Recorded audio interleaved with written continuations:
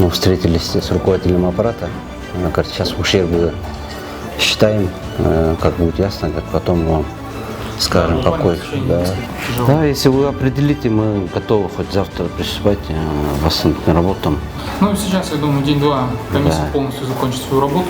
Там работает также комиссия Госстроя, они полностью сейчас готовят план восстановления инфраструктуры. Как только он будет готов, мы уже сможем вам передать стандарты, тех задания, и вы уже сможете построить.